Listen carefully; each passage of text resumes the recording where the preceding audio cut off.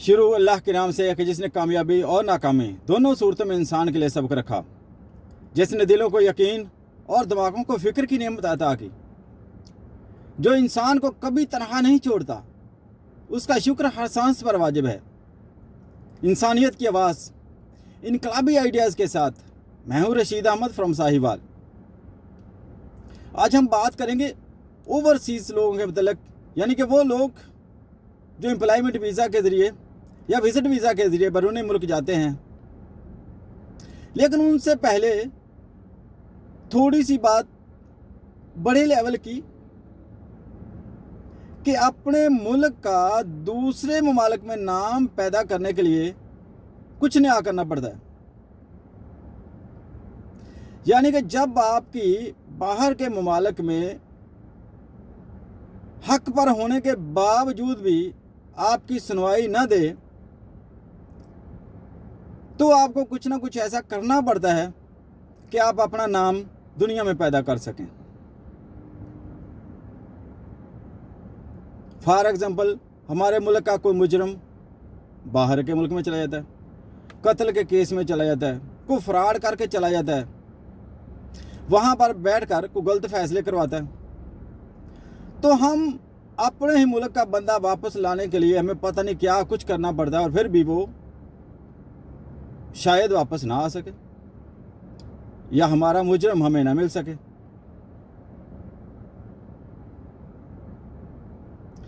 दूसरी तरफ अगर हम इस वक्त की जो बदतरीन मिसाल है, वो मिसाल है डॉक्टर आफिया सिद्दीकी की। अगर उसके बारे में थोड़ा सोचें कि देखो, एक बंदा, मुजरम बंदा, उसका रिमांड लेने के लिए, फिजिकल रिमांड लेने के लिए एसएचओ वगैरह या थाने का मुतल्लिका अमला जब जाता है अदालत से रिमांड लेने के लिए, तो वो मिलता है 15 या 20 दिन का। मेरा ख्याल मैक्सिमम 20 दिन ही होते हैं। तो जब 15 या 20 दिन का मेडिकल रिमांड बंदे लेकर आते हैं वो, और दुनिया हाल दुहाई, और उनके खासकर घर वाले और आगे पीछे उनकी तो क्या कहते हैं, हवास उड़ जाते हैं। वो कहते हैं 15-20 दिन, अभी हमारे बंदे के साथ क्या हशर होगा। हालांकि वो उसको मिल भी सकते हैं, अपना मुल्क है, वो रोज़ाना की सिफारिशें भी लगवा सकती हैं, वो पैसा भी दे सकते हैं, उनके पास और भी बहुत से हल हैं, और वो बंदा भी हौसले में रहता है। लेकिन इधर डॉक्टर आफिया सिद्दीकी की अगर आप कहानी देखें, एक नहत्ती औरत जिसके ना कोई आगे ना कोई पीछे, ना कोई सिफारिश वाला, और ना उसका कुछ पता कि वो है कहाँ पर,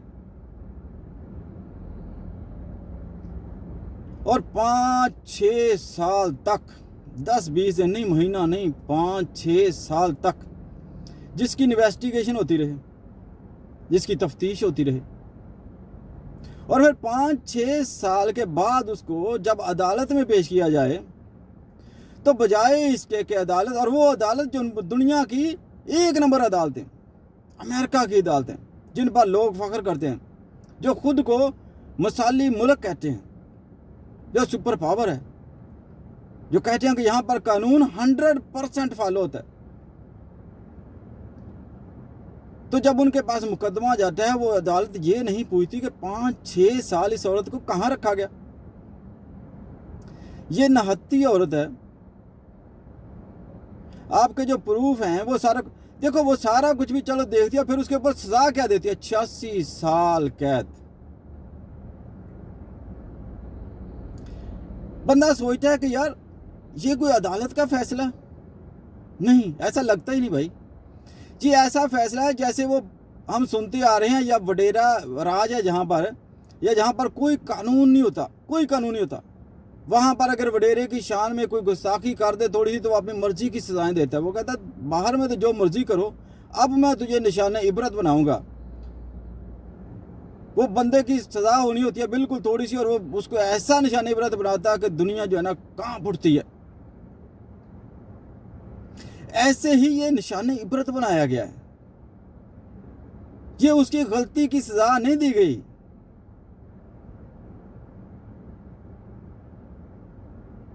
और दावेदार हैं इंसानियत के, देखो अगर इंसान की बात की जाए तो पूरी दुनिया के इंसान दुनिया के किसी भी खित्ते में क्या वो एक जैसे नहीं है? या तो फिर किताबों से ये तरक्की याफ्ता दौर ये सारी चीज़ें निकाल दें, इंसानियत का लफ्ज़ निकाल दें। जब इंसान लिखें तो अंडर ब्रैकेट करके कुछ लिख दें कि ये इतनी वैल्यू रखता है, ये फ़लाँ इलाके का है, ये फ़लाँ इलाके का है, फिर समझ आ जाए हाँ ये इस तरह का इंसान है।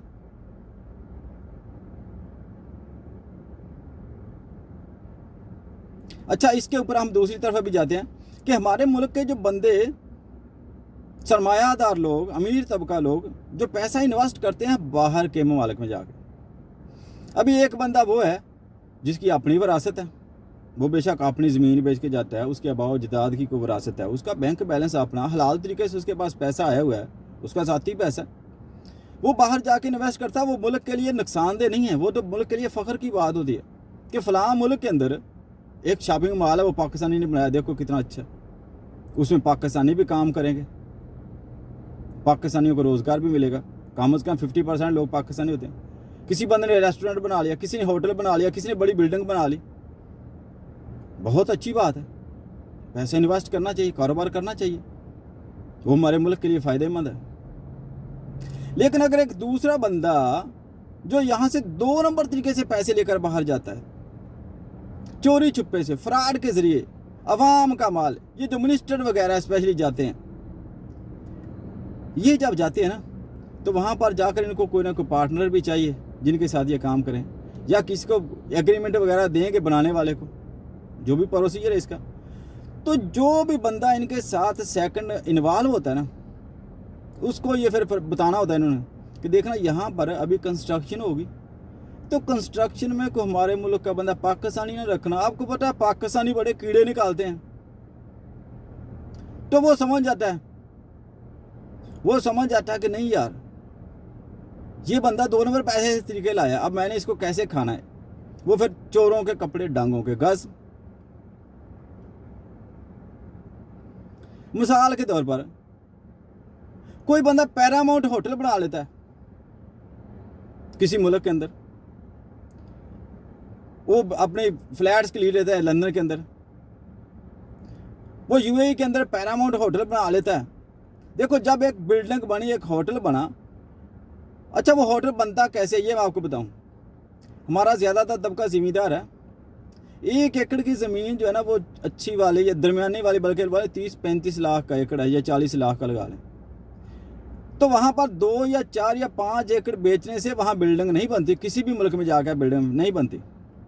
आपको कुछ 4 मुरब्बे बेचने पड़ेंगे एक टावर बनाने के लिए, और जब टावर फिर भी शायद वो टावर पूरा ना बने, इतना पैसा लगता है वहाँ पर। अब वो जो बिल्डिंग बनानी थी, बिल्डिंग बनाने के लिए वो जो मजदूर थे वो सारे के सारे दूसरे माल के, अपना वो एक बंदा भी नहीं शामिल करेंगे उन्होंने। फिर जो पार्टनर है उसका वो भी पैसा अपनी मर्जी से, हो सकता है अपना वो 20% शामिल करे, शो 50% करवाएगा इसको। अभी 4 या 5 साल बाद का बिल्डिंग बनने को लग जाते हैं और वहाँ 500 बंदा काम कर रहा है, 500 बंदे का रोज़गार चला हुआ उस पैसे के ऊपर जो हमारा गया हुआ है, लेकिन हमारे पास है कुछ नहीं आ रहा।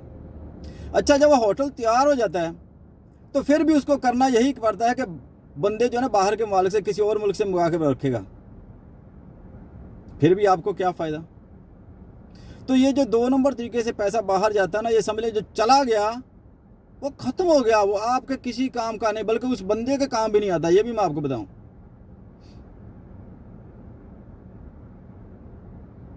अच्छा पाकिस्तान को करना क्या चाहिए? सबसे पहले देखो पाकिस्तानी कौम को ऐसा नया क्या कर सकती है।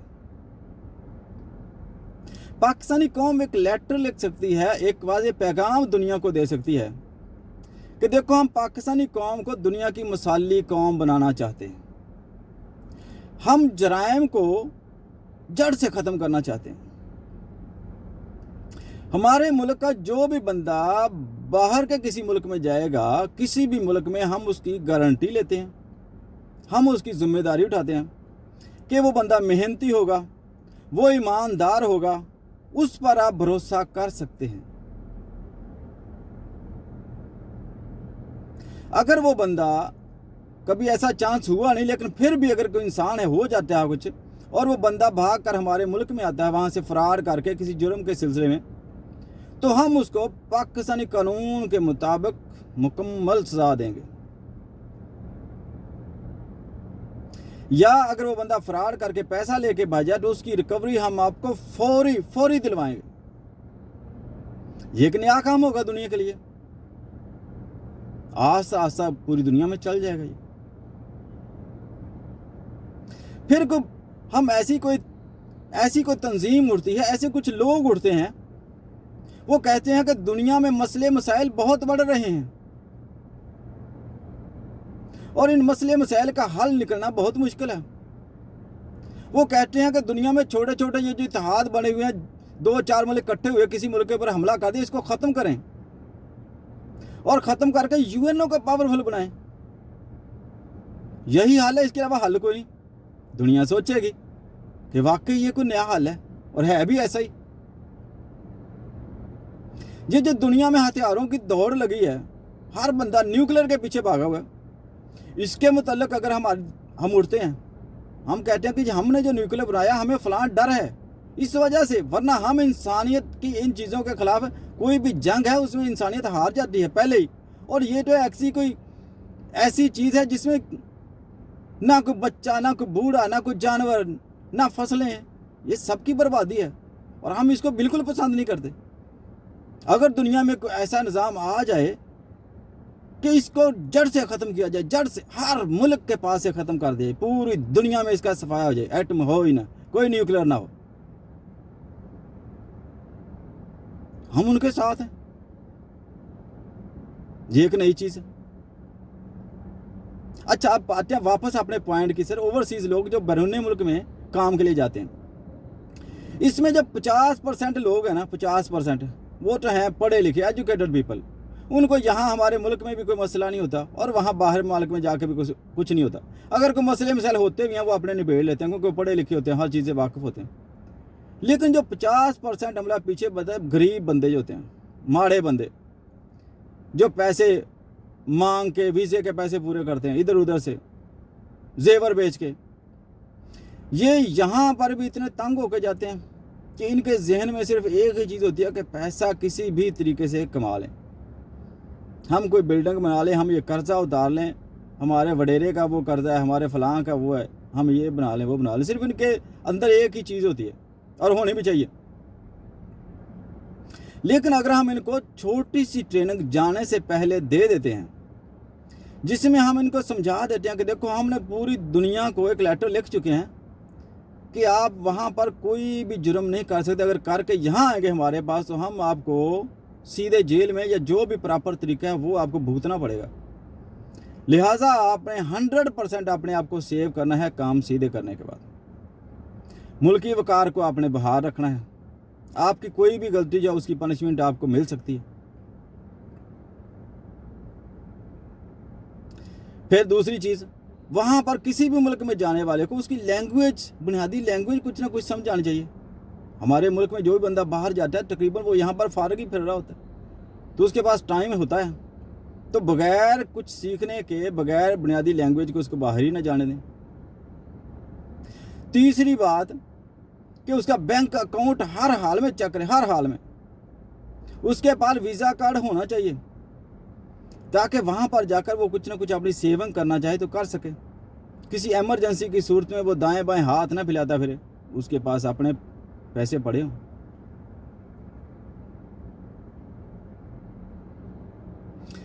لاسٹ میں، آخر میں، میں صرف مخاطب ہوں گا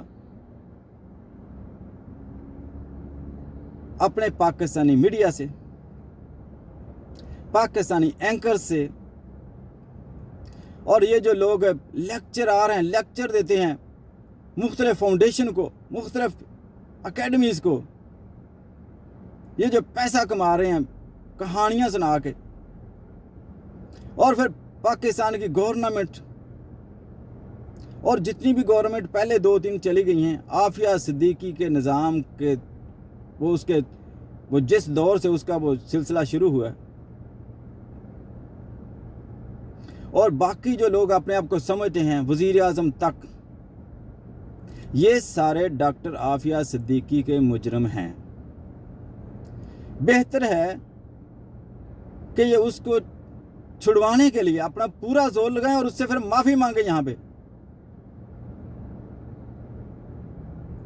دوستو، ویڈیو کو زیادہ سے زیادہ شیئر کریں، اس لیے کہ شاید یہ کسی ذمہ دار کے ہاتھوں لگ جائے اور ڈاکٹر عافیہ صدیقی کو انصاف مل سکے۔